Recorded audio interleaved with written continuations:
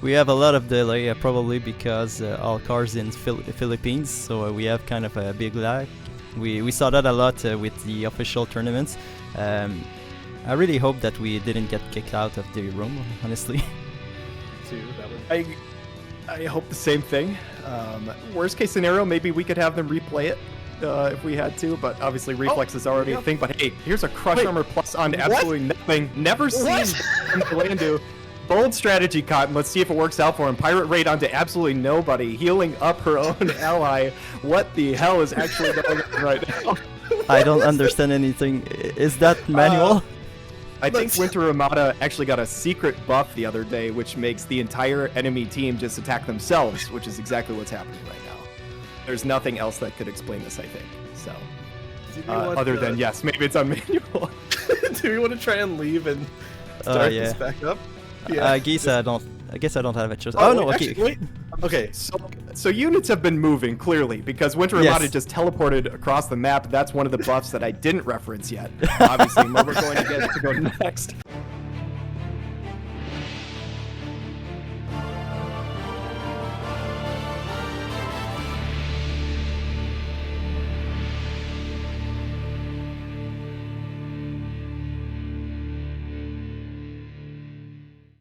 Hi everyone and welcome back to Wbel. For new viewers, welcome home. Today is the last video of Season 1 and we are very pleased to show you the showdown between the two remaining players of this tournament. But before we begin, I would like to thank Manta here, one of the participants and guest shotcaster of the round 3. Thank you again for replacing Chise during this his leave of absence. I think you did really great and you were an unanimous star of the web. Well, thank you for the kind words, and thank you for having me back for the finals, no less. Pretty interesting to start in the semifinals and then be welcomed back for the finals, so very happy to be back. Unfortunately, we had bad turn of event for the live stream. Unfortunately, we had some technical difficulties. We weren't able to have the fight be in front of us. There was a if you watch any of the official Wbel video, you know it crashed and we couldn't see the fight. So, and after this, I lost my own internet connection. So it piled up and we couldn't show you, unfortunately, the fight, and we have to cancel. That's unfortunate, and we're really sorry about that. But to make up for it, we're doing this video. We have some surprises for you. So, Manta, before we begin, what were your expectations before the start of this tournament? I'd say when I went over the rules, my first expectation really was that I'd see some really interesting team comps. The altered cost limits and not being able to pick more than 2 of a single element for your entire roster was really going to lead to some creative team building. And as someone who previously only really played mono element and was really more of a PvE focused player, I gotta be honest, I was scared at first. When I first drafted, I didn't even think I'd get a win. So, but you know, the season went on, had some really fun battles, had a lot of lucky reflexes go in my favor, and turned out to be a great experience. And in the end, how did you like the roster selection format? Like, I know that it was super restrictive, but how did you manage to do it in the end? Well, I gotta say, I relied on my Flag Lassie quite a bit, and my Halloween Lucia once she got her 140 upgrade. I think those were my 2 MVP units. In the end, honestly, I wish I had utilized more of my roster a little more. I wish I had drafted a little differently. You know what they say, hindsight is 20/20. Learned a lot about team building over the course of the season, I'll say that for sure. Yeah, in my first draft I ended up using my main team for most of the tournament, but for this one I was prepared, more synergy between my units, so I was able to shuffle them a little bit more. It ended up being better. You were really close to make the playoffs, and I think that you had a good run. Well, thank you, I appreciate that. Making the playoffs and eventually fighting Alkor and taking him to battle number 3 was pretty cool. But hey, he made it all the way to the finals, so I got to give him all the credit in the world. He's certainly thrown out some very unique teams, and it's been fun to see some of the rosters that he's put out to fight. Also, for the viewers, when we were doing the live stream, I kind of did the same with Manta. I invited him, where when I told him to laugh in the chat, everyone was like, "Boo, we want more Manta, bring in again." Well, thank you everyone for that. I do appreciate it. You know, being my second time on here, I'd say the nerves went away a little bit, but my first shoutcasting experience, I was pretty nervous. I can't deny that. So it's getting a little easier with time. I'll give it that. All right, so respect, and I think that we'll see you again. Thank you. I hope so. Before I go, though, I just want to say two things. One, I want to wish both Alkor and Jesus good luck in the finals. And then two, I think the real beauty of this tournament was, yeah, team building, fighting is a lot of fun, but really the community behind it and the friends that I've made along the way, it's really been the best thing about this tournament. So my advice to anyone out there who's listening, first of all, thank you for the support. But second of all, if you're interested in participating in any of these tournaments, I highly recommend it. Join our Discord, reach out to any of us. We would love to even just have, you know, free matches. Like I said, making the friends along the way, it's really been the best part of this tournament. Yeah, absolutely. And if you have not registered yet, there's the one of JB79. Look it up. It's really funky. It's the first team tournament. Look it up. I think you'll have a great time. Thank you a lot, Manta. Thank you very much for having me. Merci beaucoup. Alright everyone, so the time has come. It is the grand finale. So we have this clash between Alkor and Jesus. Sorry for the first spoiler, so I'll, I'll give it away already. So for the first match, we have Mish, Winter Ramada, and Perrine against Murmur, Orlando, and Faris. But before we start the match, I have to present my well-known guest that we have with us. So we have Ksaun and JB79. Thank you guys really much to be with us today. Happy to be Thanks here. for having me. You two have, in Ksaun's side, it's already begun, the draft for WDL, but in GB's case, we have a new tournament that is coming. It is a new format. It really seems interesting. Chise and I have already subscribed to it, so if you want to talk about it, it will be really interesting for the new players. Yeah, so I'm doing a manual tournament. It's a team-based concept, so there'll be teams of 3 where you kind of collaborate and come up with a roster of units together. And yeah, the idea is kind of to be welcoming towards maybe less experienced players so that they can work with veterans and maybe get some pointers for their team compositions and how to play. So yeah, that's going to start within like another week or so. So if anyone's interested, you know, hop on over to our Discord. And if you want to beat me in some manual PvP, you should do that because I do plan on signing up for that, and I have basically no experience on manual. So come beat me in JB's tournament. It's gonna be fun. There you go. It will be a first for Chise too. Yep, this is my first foray into the manual world, aside from a couple little mock tests here and there. So, yeah, I'm prepared to lose a few matches here and there. So you guys that's at where you home learn. have no reason not to subscribe. And Ksaun, if you want to talk about WDL. Yeah, so we took a hiatus after Season 3 of the WDL, the War Divisions Draft League. Last few seasons were a lot of fun. I just needed a kind of a break for myself. But after a break, I've been itching to get back to it, so we're going to do a Season 4. The drafts have already commenced, so you can probably expect the first video of the 4th season probably nearly end of January, maybe a little bit before, probably before that, because I'll do draft videos actually. So probably halfway through January-ish. So it should be exciting. All right, so you guys check that out. Perfect. So we'll begin the first match. Let's do it. The main event. All right, I'm excited now to see what's. As I said, I saw the Winter Ramada come out from Alkor, so I really need to see how this goes because I never get to see this unit get played. So She had a have nice upgrade. Oh yeah, she had a really nice upgrade, and in fact, she's actually the unit that I went for. So I'm excited to see the preview of what my Winter Ramada might have the chance to look like. So we get the Keenblade coming out from Winter Ramada. Also, really good plus of her being able to hold that Keenblade. The unit resist up buff coming out, so she's going to actually be able to tank a few hits, which is good because she's up in the front line. Yep, that's also going to be huge for this match. Perrine getting her main buffs off as well. So this should be the first hit of the match, which is the LB. So something also I don't get to see really ever. That's really good for him. Yeah, because but the main only buff comes from it.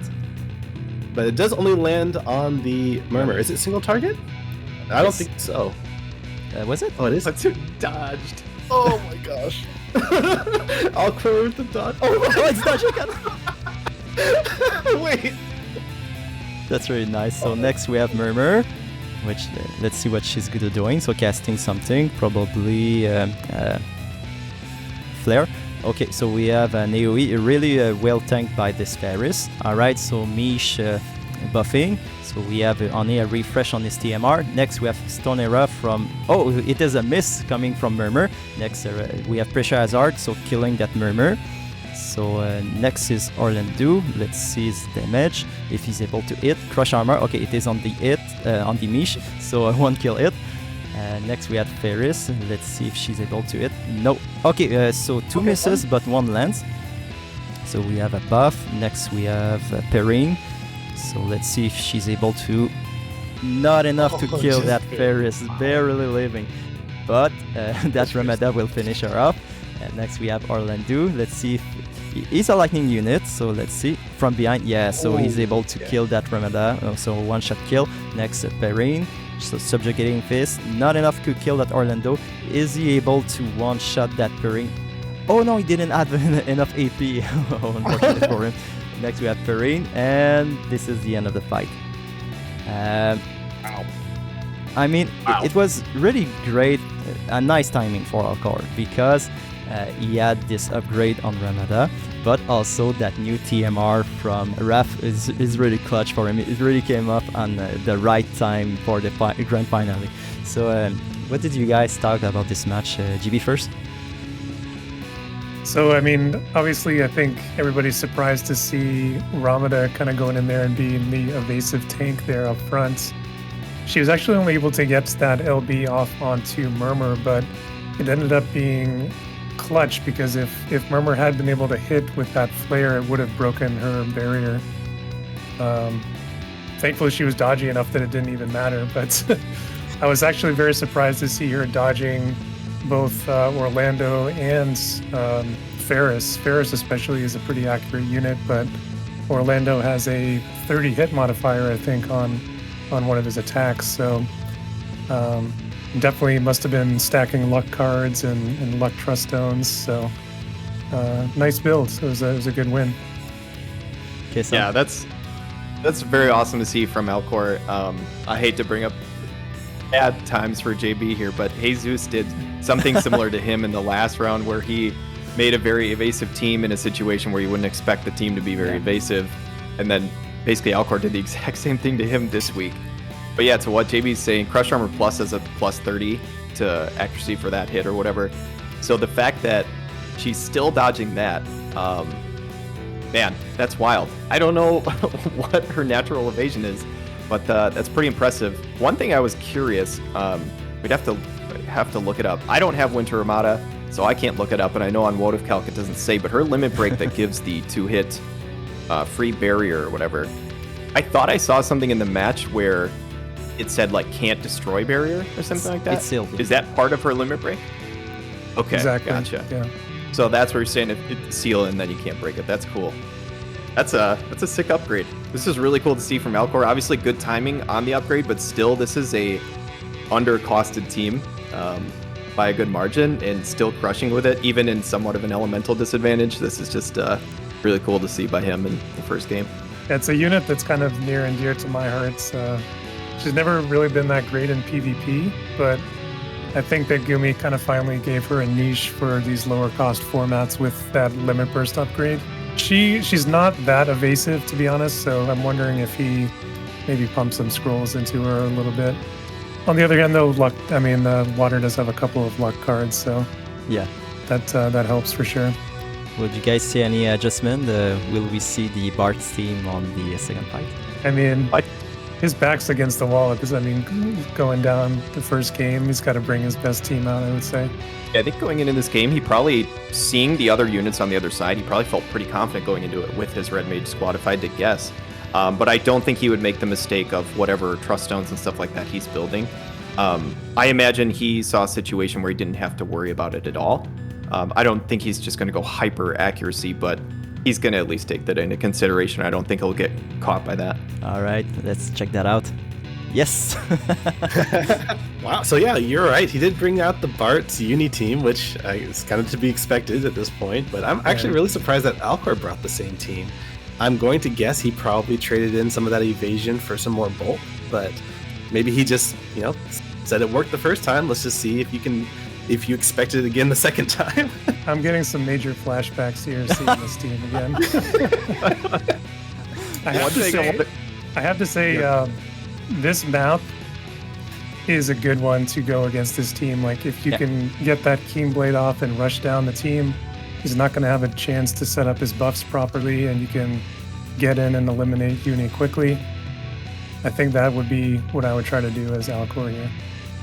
Yeah, and talking about, obviously Alkor won the first game with that team. I think he's probably thrilled about that result because based off some of the things he did, this was probably the team he built to beat this team, right? Because for one, he's using that Winter Raft TMR, which gives the unit resist on 2 people. That's probably mainly for the Bart's follow-up. And the fact that he's trying to build evasion, he's trying to make it so that the helper units don't hit him. If they don't hit, then Bart's doesn't follow up. Yeah. And Bart's is still a good unit regardless, but that's a big thing. So one quick thing, again, we didn't see it because Murmur died, but the stop did land on Murmur when she did pressure hazard, which means there are not 25% stop res on every single one of Jesus's units. I don't know if he's considered that, but just as a heads up, that could be a factor. If she lands a pressure hazard, that could be game over. There's too much to cover nowadays. All right, so let's check that out. All right, the main thing I want to see going into this match, I want to see the buff rotation coming out from Alkor, see if it's the same. So far, I mean, Perrine's going to do her buff. That's kind of to be expected, but I mostly want to see the TMR buffs. Keen Blade, okay. It looks like the same sort of rotation coming out from Alkor so far. If Mish does use that, same TMR. So looks like he's running the same stuff back. I don't know about the equips, but I would imagine probably running the same equips and everything, just trying to get that evasion up. But let's see how many buffs Bart's can get off, because he walked forward and used his AoE buff. Will he have enough time to be able to use his follow-up buff? I think Alkor's units will be far enough away that... Oh wow, we took some damage off of that from Uni. Yeah. Was not expecting that. I mean, I know it's the elemental disadvantage, but I wasn't expecting that much. So, the spark's about to fly right here. Oh my goodness. That's big. That is big. All right, so now we have Bart, Sonic Boom, able to kill that Ramada, but she did her job, okay? It's fine. But we have a reflex coming from that Bart's and a heal back on that wall. Next we have Mish. Is he able to do some damage? Let's see, Abyssal Mire. Oh, already not enough damage. So now we have Bart's. Is he able? Yes, so killing that Mish. Next we have Perrine. This is her chance. She really needs to do damage now. So let's see. Oh no, on the wall. Okay, it's not too bad, but she really have to begin to do some damage right now. Blood Sword. Oh shit. Sorry. So we have held back. Man. And able at least to kill that wall, but it's going to be really tough. Oh, but she's lapping him. So only 29 AP though, and not enough damage. That part is really, really bulky. And let's see, only 30 AP. Is it enough? From behind, Hammer Fist and one-shotting that Perrine. Oh, that's rough to see. I mean, I said the sparks would fly when the match first kicked off, and they definitely did. That pressure hazard coming straight off the bat. I thought this was Alkor's game. I mean, no, yeah, I was just saying I would never count Bart's out. But in a 1v3 situation, that's hard to come back from. But that reflex definitely helped, and the damage was just insane coming out from that Bart's. So well built from Jesus. Yeah, the 70% barrier that he throws on with Boko's protection really did its work there. Unfortunately, no barrier break there for Alkor. And he really, the pressure hazard there did its job. It took Wall out of the fight, it took Uni out of the fight, so no more follow-up attacks, but you can see Bart's damage, even without his follow-up, is extreme. So it was still an uphill battle. Yeah, I mean, obviously, if the stop lands on Bart's, then Alkor just wins this. But the fact that it lands on Warrior of Light, I mean, Warrior of Light isn't there to deal damage, right? He's just there to soak up hits. And even though he's stopped, he still has the hate. He's still going to take time. And that's really all he needs, is just to buy time for Bart's to clean up. So pressure hazard was big, but wasn't big enough. I do wonder, as good as that stop chance can be, I think Winter Armada's Limit Break probably is just better in that case, because then at least she can survive a little longer, do some more damage. I thought for a moment that Preen might be able to get off her Limit Break, the multi-hit chain, try and chew through the barrier, give herself haste so she can lap. Like, I was thinking if she could, you know, get through Bart's entire barrier, get haste, and lap, chain with herself on strike, might be able to kill him. But, yeah, wasn't in the cards. So, 1-1. Yeah, series. It's probably tough on Alkor right now, but at the moment because it is in the past. But like his best team couldn't stop it, even with very favorable conditions. So now, like I'm sitting in his boots. What am I doing? Do I bring the gun team or the mace team, or I'll only try to fix some things? I would have thought that Abyssal Mire would have maybe affected the turn order a bit more than it had, but it didn't end up coming around until later where Farine was able to lap him because of it. Mm-hmm. If the CT had lined up better like immediately after that attack, maybe it could have looked a little bit different. But yeah, it's a tough one, tough break. Alright, so let's check that out. Okay, so we have a switch up on both sides. So on Jesus' side we have Murmur, Sephiroth, and Whisper. On Alkor's side we have Mish, Raph, and Queen Mashery. So let's see how it went. All right. I do like the switch up coming out here from Alkor, because I definitely think that instead of just a few tweaks, I do think he did need a team change. And with the map being at least not super long, I do like the Mace team here. I think that they're going to be able to deal some damage, and it's a different angle coming out here with the magic damage as well. We have the Keen Blade coming out from the Whisper, and like I said, the team change up from Jesus too is I like it, because this team has also been able to deal a lot of damage, been able to do a lot of work this season. That's all. Okay, well, maybe you just gotta land a couple more of those, and this match is over. All right, well, Raph is up in the tanking position. Let's see how much damage she can tank here. She's still only half health. Tanks the Toad very well. That frog won't carry. So if Akate's Vestige, so even in a frog mode, that unit is really tanking well. Double destruction, so really low damage on that Sephiroth. Is there any status effect? Okay, no, it was only the flame. So now we have Murmur casting something. Next we have Sephiroth, so Big Uri, Hell's Gate. Not enough to kill anybody, but everybody's down, nearly dead. So now we have Mish, probably Abyssal Mire. Let's see. Is he faster than... No, so Stonega. And killing all the team, but I think there's a re-raise on Raph 2. So let's see. Yes, of course. Who's next? So we have Mashery, so Retaliation. Let's see. She really have to do damage now, because if Sephiroth is taking another turn, I think that it's done. So now we have our RLB, so we have Earth Resistance down, I think. So yes, not enough. Next we have Raph. So let's see. With strike, and not enough to kill that Sephiroth, and is going next. But he like only has 28. Oh, and not enough to kill that Mashery. No. And now we have Mashery going next. So let's see if she has the range. It's always complicated sometimes. Glimmer of Conviction, and enough to kill both units. Wow. Whoa. I think that Jesus will stick to his Bart's team for the rest of the tournament. Wow. So I just have one quick thing I kind of wanted to shout out in this match. Alkor still getting the win, so congrats to him. That was awesome to see, because I was curious to see if Jesus just...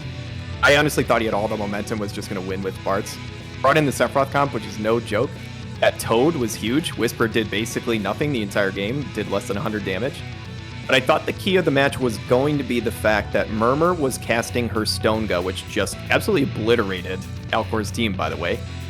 But if you notice, Mish got hit. He got lowered to a certain health threshold, which he was equipping the Wizard Staff, which means he got CT up. If you noticed on the turn order on the left, Murmur's cast was going to finish before Mish took his turn. However, because of the CT up, Mish then went first and started casting his own spell. But Mish didn't finish his spell before Murmur did.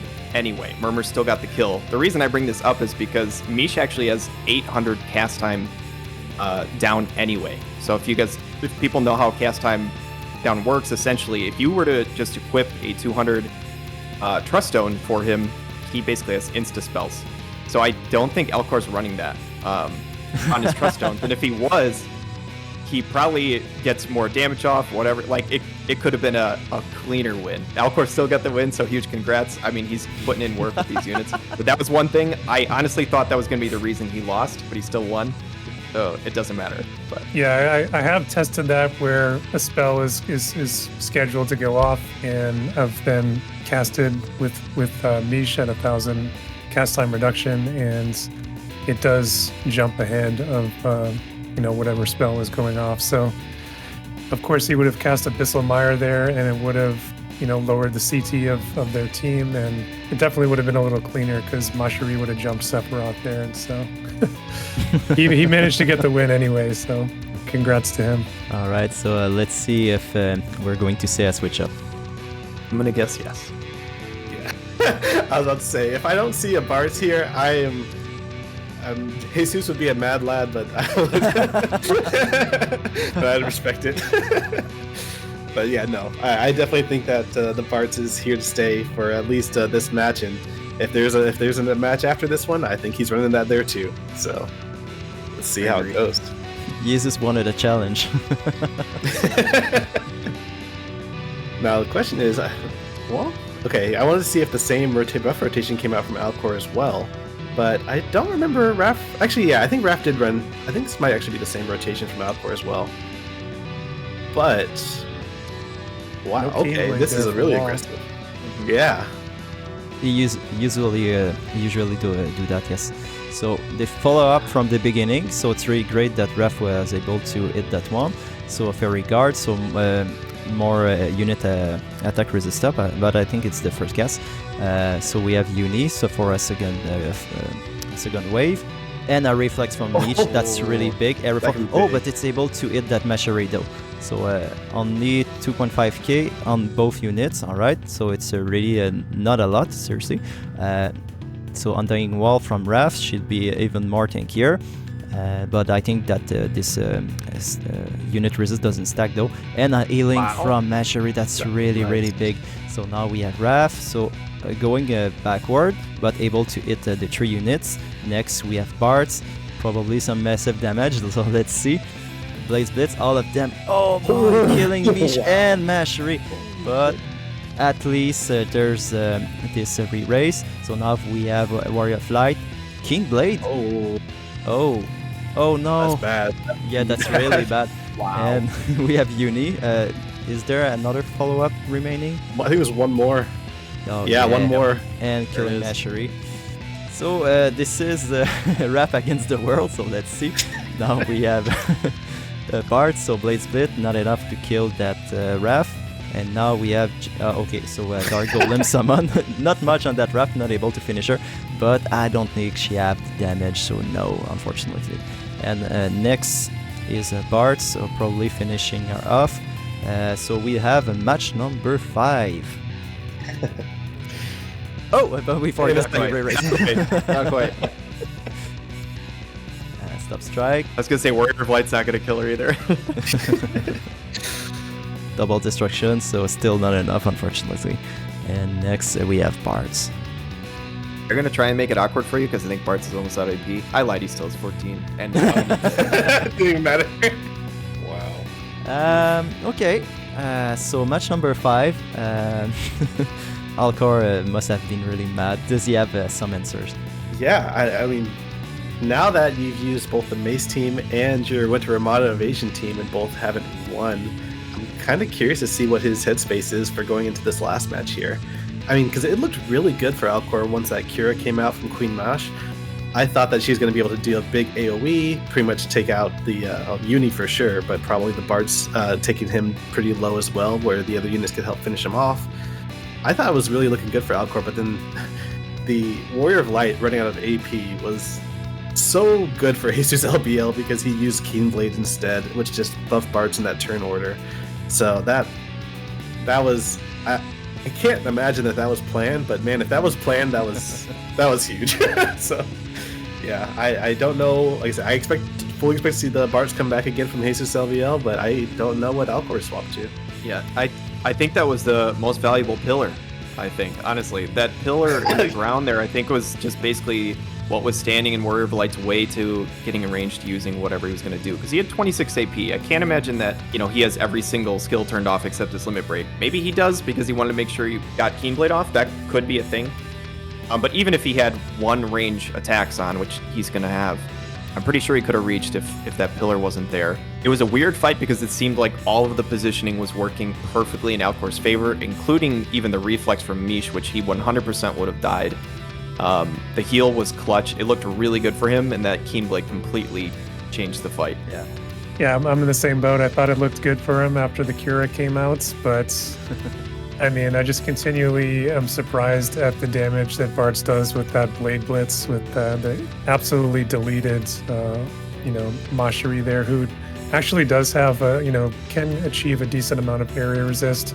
I don't know if he was focusing on that too much in his build, but generally she can be around 40, even approaching 50%, depending on what you're using. So that is the power of that unit. The only thing I'm thinking is that Alkor really should focus on not be hitting with the arrow fall from his old team.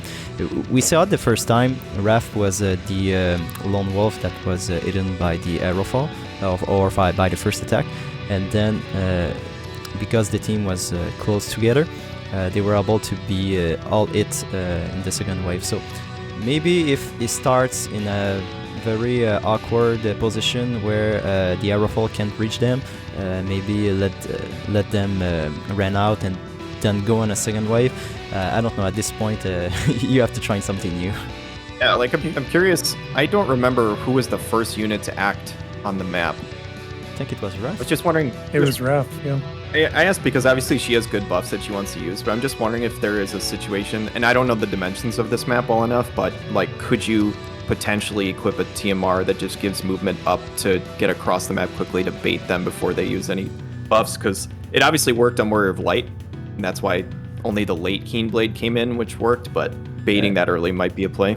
There's this bracelet that gives 8% agility up for the first 3 turns of the match. That can give you a little edge to begin first. So well, I mean, if she's using like the Great Demon Vision card, which you definitely would be in that mace group, and if you have like a high agility Esper, she can get up to like 115 or in that neighborhood. So she can be pretty speedy. But I agree with Ksaun. That's what, on this map especially, I would absolutely be shifting the position of the tank away from the other units, try to bait them out and kill their AP. That's really your only play, I think. All right, so we're all on the same page. Go on, Ksaun. 2 quick things I wanted to say. One, I hope we don't all sound like we're rooting against Jesus. I know Jesus, he is an amazing friggin' person. He is really awesome. I just think everybody doesn't like Bartz because they all lost to him. So I think that's why, for one. But I'm rooting against him. That's totally fair. Totally fair. But one thing I was going to say, a quick shout out to him, he's a smart player. He turned off the AoE buff on Bartz. In this format, you can turn on or off abilities before the fight starts. And obviously the AoE buff gives him, I believe, a physical barrier, but it doesn't do anything against magic. He saw an entirely magic team and was like, hey, let's just make sure we get this follow-up off. So just a quick little shout out there. Different tech than he used earlier in the series. So yeah. Jesus is a really nice guy. I talked to him a lot of time. So, and we'll see afterwards because we have interviews with both players. On the positive side, Game 5. That's awesome, dude. That's awesome to see. So definitely. Grand final. Yeah. All right, so let's check that out. Oh, so team Grand number back. 1 against team number 2 from Jesus. Oh man. Shift in position here, it looks like. Oh yeah. Okay, I can't wait to see. Me either. I'm excited for this. All the marbles. Yeah. Alkor too. This is Wow. gonna be a lot of buffs that come out this match. So let's see what comes out. See if there's any difference in the buff rotation or just in the positioning. Because there's the Keen Blade, there's Perrine's usual buff, and then there's the Fairy Guard. So same sort of buff initial rotation here. Let's see if Jesus. Oh, okay. Could be big because he has his AOE buff turned off, expecting a close encounter. But because it's so far across the map, he could have gotten some more really solid buffs off.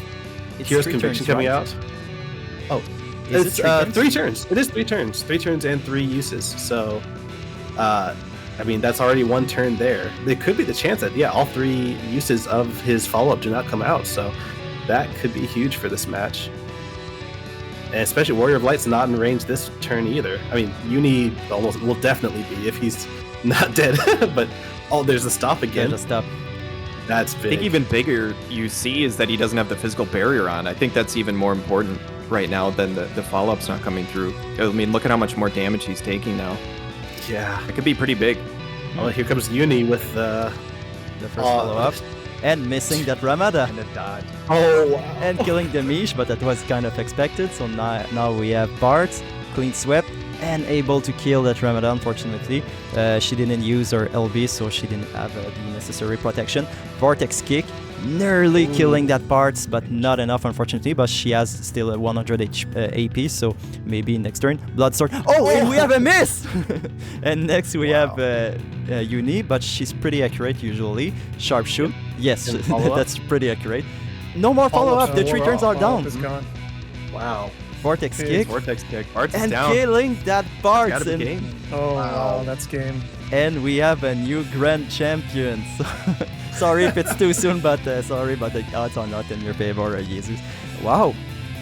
That was really unexpected. And at the very, very, very last battle, Alkor was able to turn the tides and win that final match. Wow, I'm really impressed by you, Alkor. Seriously, congratulations. It was such a nice win. Yeah. Yeah. I mean, that was, like I said, one of the things that I was super impressed about in that win was just the fact that you went back to the first team. And I mean, obviously, you built that team with the expectation of the Barts. It didn't end up working well against the Barts, but you stuck to your guns, knew that that team was your best chance, and it definitely ended up working out in your favor. Just like we kind of mentioned earlier, I wasn't necessarily rooting against Jesuslbl, but he was just a raid boss all season.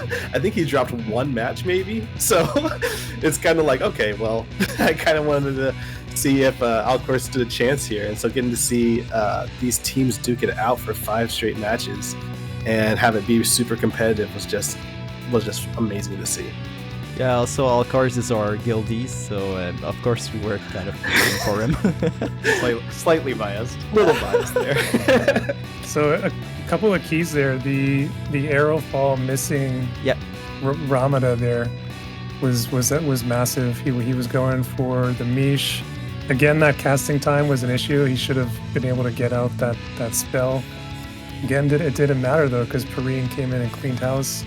Bart's didn't have the barrier online this time. Looks like Jesus was going for more of the attack power there with the 60% attack buff from his monk sub job. That was absolutely the difference. She was able to do massive damage that time. Yeah, I mean, we're talking Trust Stones. I don't mean to critique either of these players because they both did way better than I did this season. But it's so much easier from this seat to critique. Yeah. And they both missed one, right? Like, I mean, Winter Ramada does not have enhanced chance for her stop. It's just a flat 25. So if you have Trust Stone, she's not going to stop you.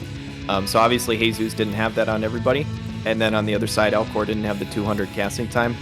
But ultimately, I 100% think not having the physical barrier, I think, is the difference in that fight, I think. Because Perrine's still going to go for the AoE. She's not going to be able to limit break Bart's in that situation. She has to also attack Warrior of Light, right? So we saw in other fights he tanked that damage so much better. And I think not having that on was pretty much the key. So regardless, super well played by both players. Congrats to Alkor. I think, especially given this is not, insulting his roster or anything, but if you told me that roster was going to win the whole thing, I probably would have been surprised because I think there were some stronger ones. So that's just that's just credit to him, like, you know, being a good player. So that's awesome. He really used the units that he loves.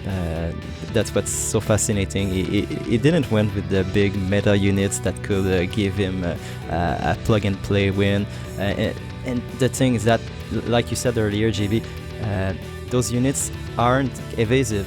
Like, he made them evasive, and he sacrificed a lot to make them evasive, because those water VCs, they're not exceptionally good. They're average. So he really took that gamble against Bards, who can be pretty accurate if you gear him appropriately. He took the chance and he beat him at his own game. That's pure skills. That's what's really fascinating. It was a hard one to get, and he did it. Congratulations, man. I'm really, really impressed. Absolutely. Well played. Another thing I was going to say there, though, is that the distance between them on the map there really ended up in Alkor's favor, even though actually I didn't think it would be in his favor at first, but the fact that Bart's follow-up attack buff there wore off so quickly, where that sharpshoot that Uni put out there towards the ends didn't actually trigger that follow-up, and that, I think, also ended up being the difference, because that would have ended up doing pretty big damage to her. And something I would be interested in asking during the interview is because I'm thinking, it's getting into like the 4D chess here, is that Jesus probably thought that Alkor wanted to get some more buffs off before the initiation started, so probably thought he would place them on the other far end of the map where Jesus actually set up, which is why we didn't see that AoE barrier come out, because I don't think Jesus expected to have the time to be able to set that up.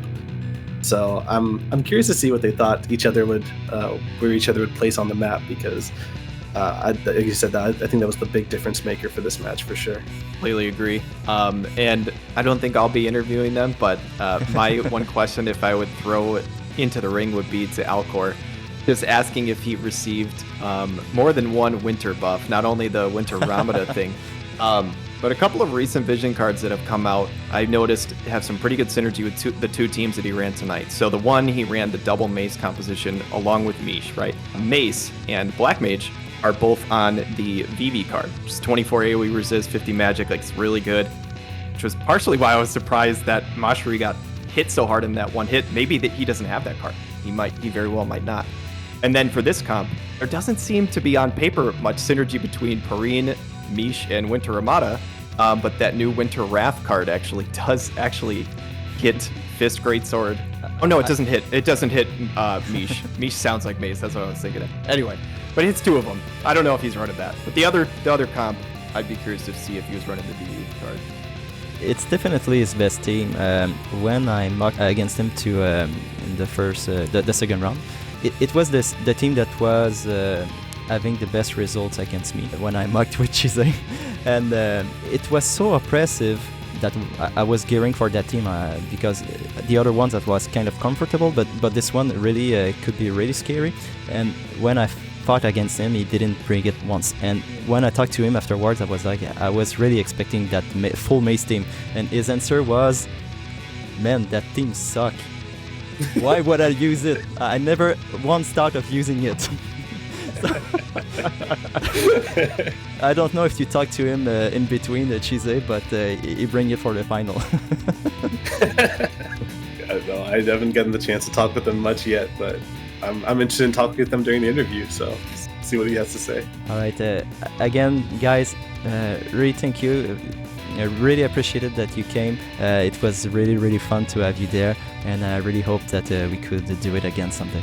Thanks for having me. It was a lot of fun. Absolutely. Thanks for having me. It was a great time.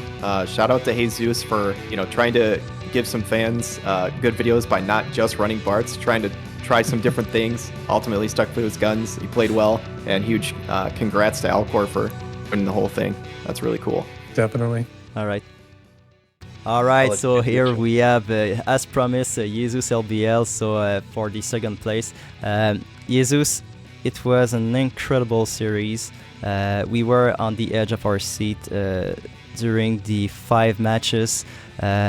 Honestly, I think both of you did a really great job, and I think that yourself, you were amazing, and congratulations for making it to the second place. Thank you for that. First of all, I want to thank you both of you for making this tournament, and obviously to Alkor for beating me. Still, he was a very good player, so congratulations to him for winning everything.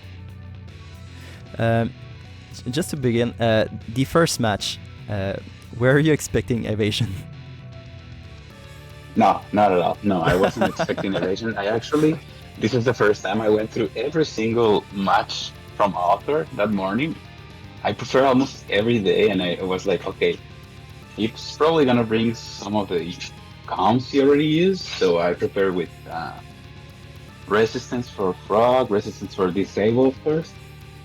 But no, I didn't expect that team at all, and I don't even know, like, no, he surprised me by way too much. I didn't want to use my Barks team at the first match. So that was certainly something I was for sure not want to bring. Mm-hmm. And I was planning on using actually evade myself with Faris and Seed, but I ended up deciding on going for more like a defensive thing, but it didn't work out at all.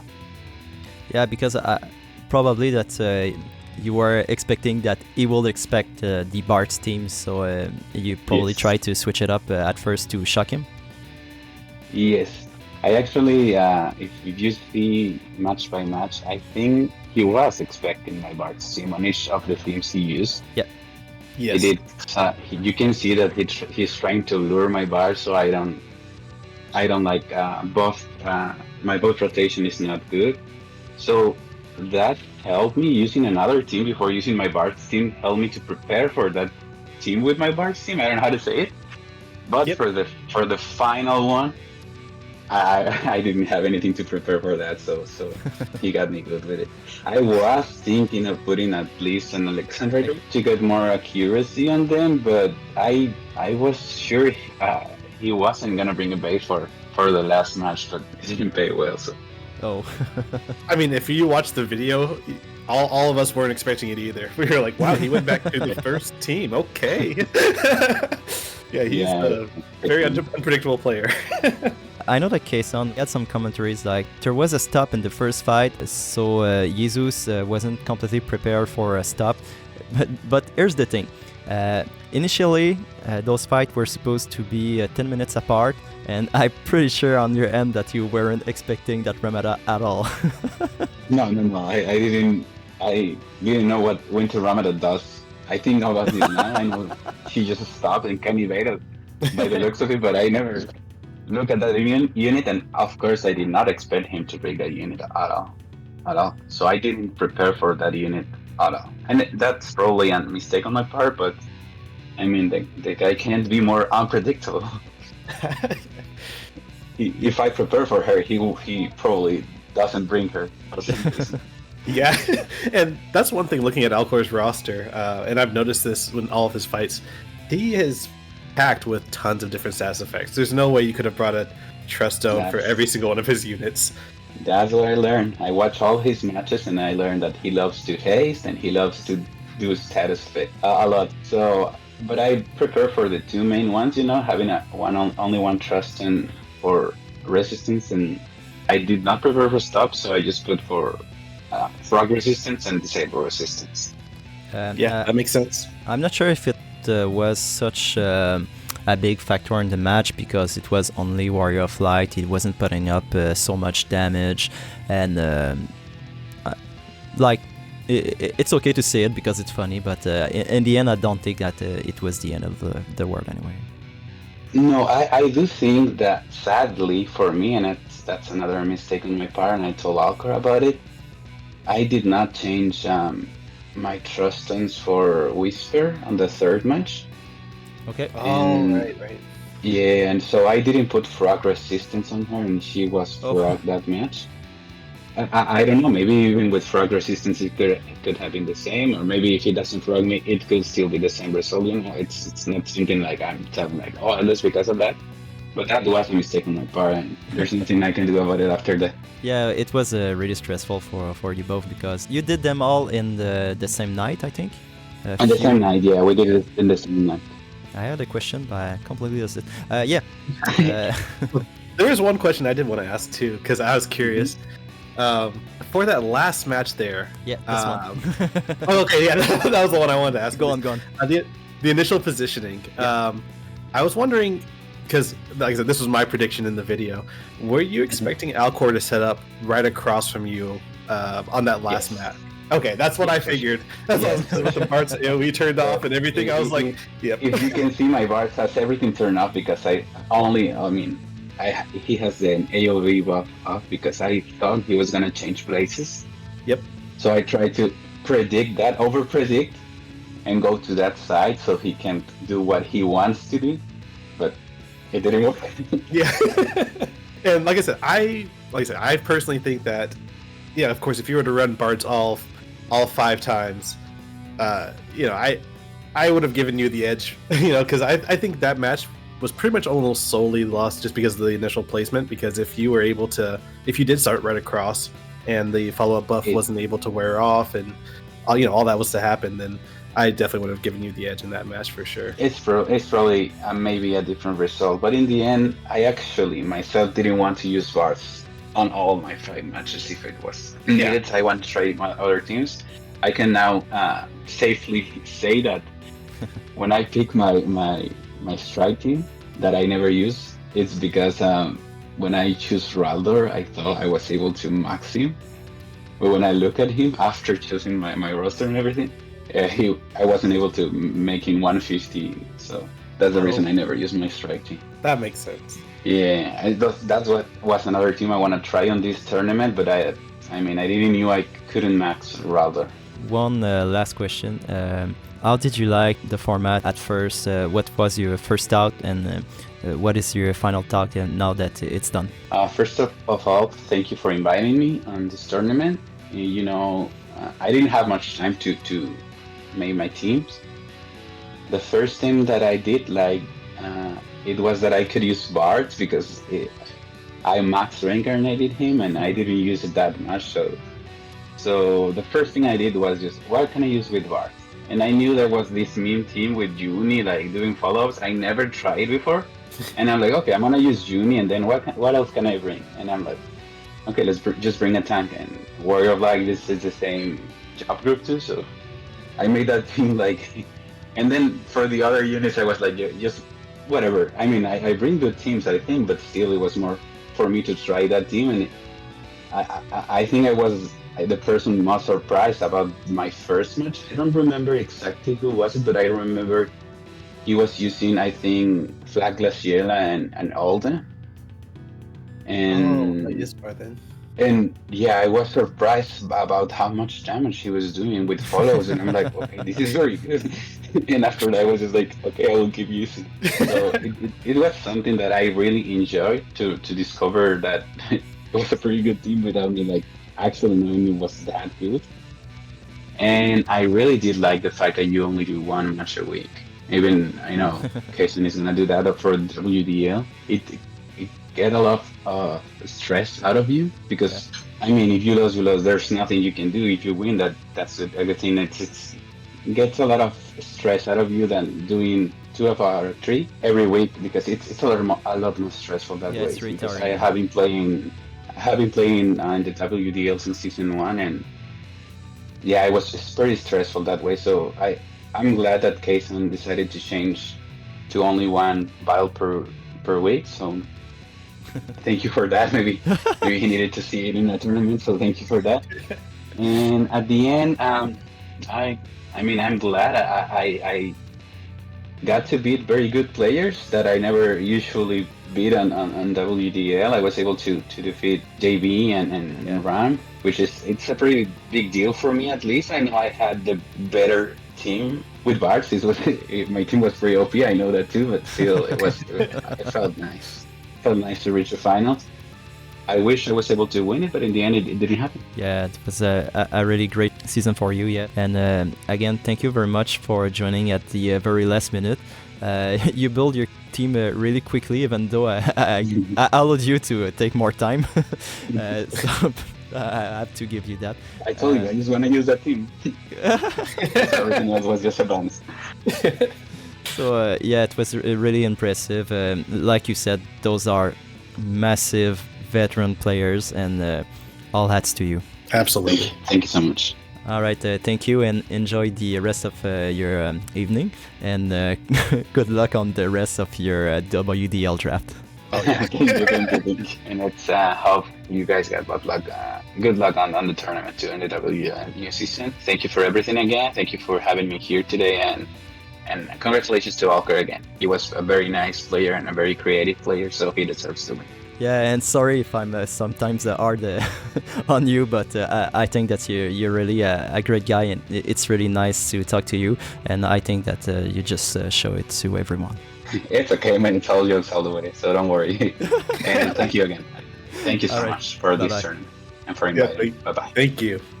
But man, congrats, man! Oh man, I freaked out once the video ended after JB and Ksaun left. I was like, let's go!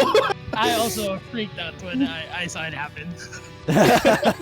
Yeah, we were on the edge of our seat during the 5 matches, especially for the last one, because when it started, one in each corner, in the opposite corner, we were like, oh man, it's not looking good necessarily for Alkor, and you did it, man. You did it with... man, that was really genius. I really praise you a lot, you'll see. That was funny, because when the match was playing out, and then... Niche died the second. Niche and Ramada died. I was like, oh man, I am so screwed. Especially because when we were testing, they weren't really doing a lot of evading. So I don't know what happened. It worked out. It worked out, thankfully. Yeah, that's the thing, because Uni is really, really accurate, and like JB said, those units aren't supposed to evade anything, and they were super evasive in 2 critical matches. Yeah. Oh, I was just saying, I remember you reached out to me before the match started. It's like, I want to see how evasive I can get. I'm like, all right. You remember what you said? You said, Bart's has a VC that adds accuracy and luck. So yep. Oh yeah. Yeah, I did not have high hopes there. Yeah, same here. But I thought it would be a fun play, so I decided to just go with it. The funny thing was, before setting up that team, before I reached out to Chisei about the test, I messaged McRain and I was asking him, hey, what are your Yerma's evade stats, just so I can compare. And Ramada's was quite low compared to the Yerma stats. Yeah, we talked to Jesus, and we asked him, were you prepared for evade for the very first match? He was like, no. Yeah. I mean, cause that's the thing too. Like, so he even said that he went through your old videos. He was like, okay, here's the status effects I should prep for. He did his research, but he did not expect the Winter Ramada in the same way that I never would have expected it either. Like to bring out a fully fresh, untested team, really risky move, and it paid off in spades. I honestly don't know how she evaded Faris, because Faris is really accurate also. Yeah, JB said the same. Yes. It's crazy. What was funny also, I think, when we were doing the initial test, because I know when I was fighting Reyndell, I also wanted to do some sort of evade thing. And then I realized I didn't have some evade stuff maxed, like the Crow Cloak. So I didn't have that done. I was still stuck at +5, so +6 worked out pretty well. Oh man, there's just so much that happened in that match. Yeah. I mean, because I always want to know like what's going through your mind. Because one of the highlights for me was turning Whisper into a toad, like right off the bat. I knew from the beginning that you wanted to. Toad was the goal. So how did that make you feel in that moment? That was pretty good. But then Jesus said that he misplaced the stones on the Whisper. Yeah. Yeah, so that was luck on my side. But honestly, I wasn't expecting to land Toad as much because of the, what was it? Genji Glove, I think? Okay. Yeah, Genji Glove, yep, 50%. Which gives Toad res. So I wasn't expecting Toad as much. What I was hoping for most of the fight was that Raph wouldn't go back and group up with the rest of the team. So stupid. All the stars aligned for you. First, the LB upgrade on Ramada. I mean, we were waiting for like 2 years to have those upgrades on those winter units, and right before the grand finale, they're up. and they're pretty great for your Ramada too.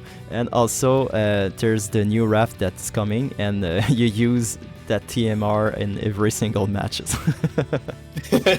I will say the TMR idea was thanks to you, Numero, because otherwise I wouldn't have used it. I wouldn't have thought of using it. So that was a good call.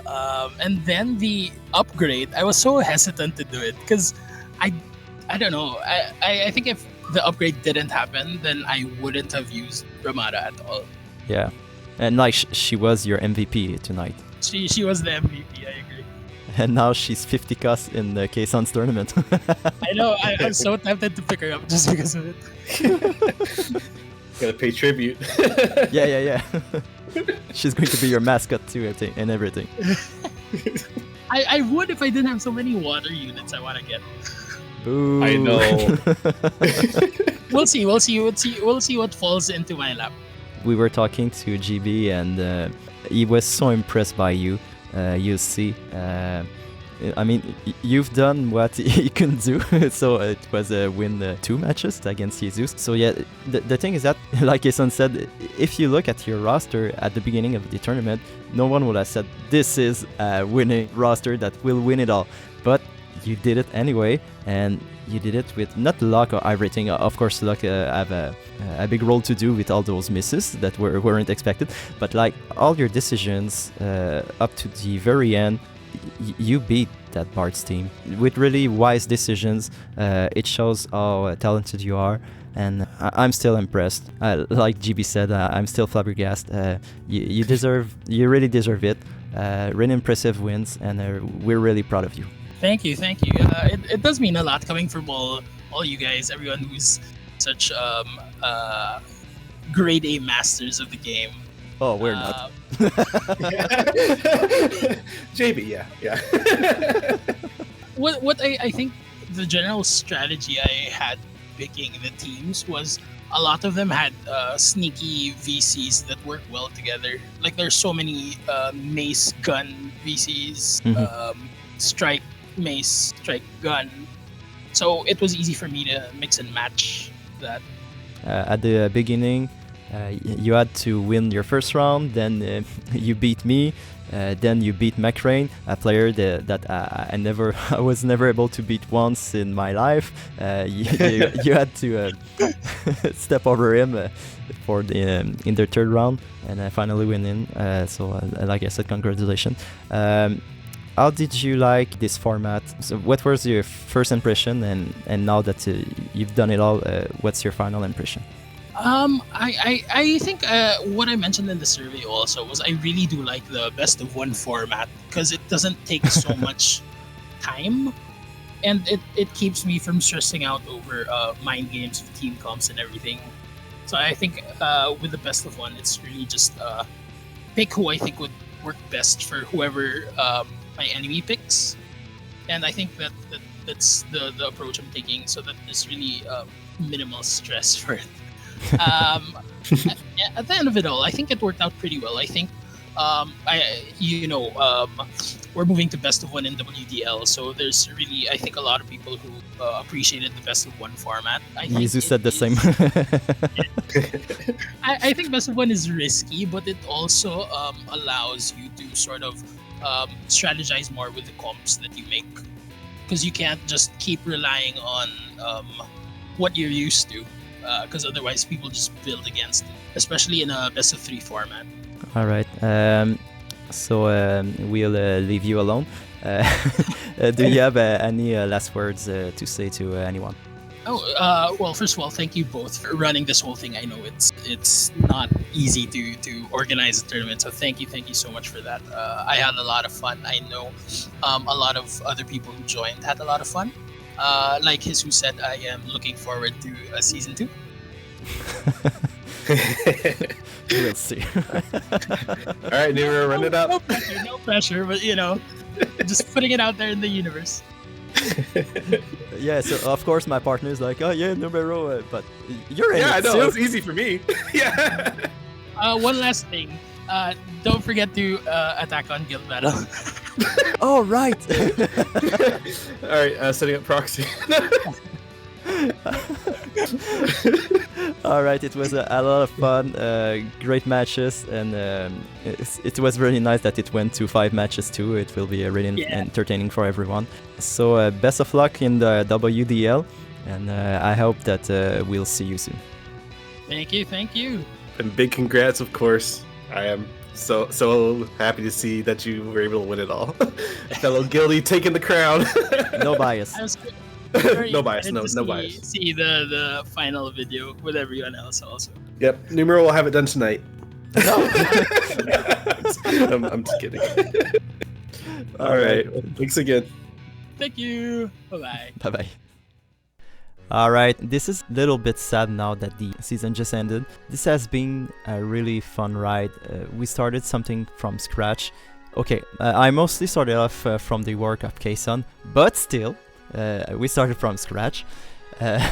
So yeah, we started this league from the desire to continue to play at a competitive level, and ended up being a really fantastic league.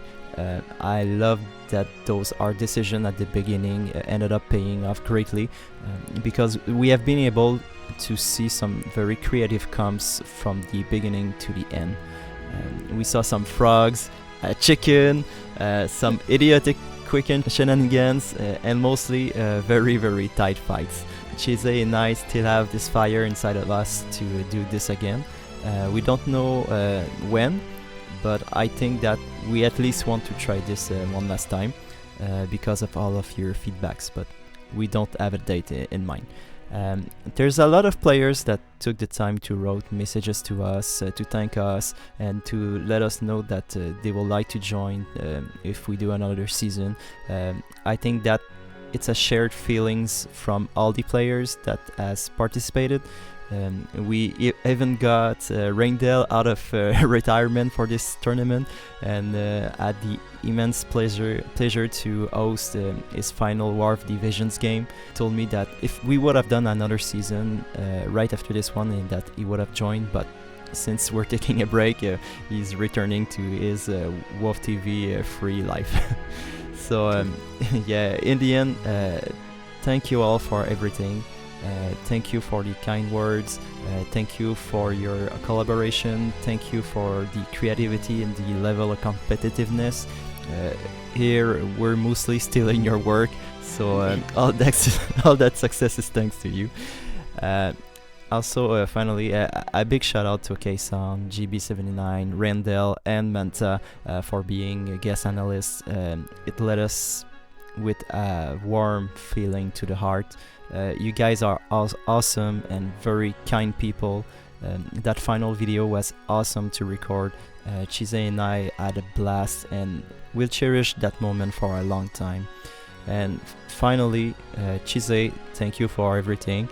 I would have been way too scared to do this alone with my great French accent. You were obviously the better part of this collaboration, and thank you for agreeing to follow me in my madness. I would disagree with that last part, but no, it's been a complete honor, especially, like I said, with how well you've put together this tournament, and I know the sleepless hours you spent on this, and it's really shown, so I thank you for sure. And as far as everything else, I mean, there's not really much more that needs to be said that hasn't been said. You know, I kind of want to echo everything Numero just said. The whole experience from the beginning to the end has been fantastic. From the inception of the tournament and getting to brainstorm with Numero, to shoutcasting, to being in the tournament, all of it's been just an absolute pleasure. And the one thing I guess I really wanted to highlight is the conversations I had with each of you. Talking with the players I'd met in WDL in the past, as well as meeting other players for the very first time. All my interactions with you guys have been fantastic. You know, I've said it before, but I'll say it again. Even more than just being top of the line, amazing motive players, y'all are just amazing people and made the whole experience worth it. So from the bottom of my heart, thank you for making this tournament a success and so fun to participate in. I never saw myself doing this kind of thing ever, but y'all made it incredibly enjoyable. So thank you again. You know, just a final sign off, you know, best of luck in your future matches and tournaments. And I hope I get the chance to talk to you guys again. So yeah, thank you all for watching this video. I hope that you liked it. I hope that you liked the league, and if you want to watch more in the future, subscribe and stay tuned. Join our Discord and let us know your appreciation and your intent for another season maybe. So thank you all again. Bye bye. Merci beaucoup. Take care and thanks a lot.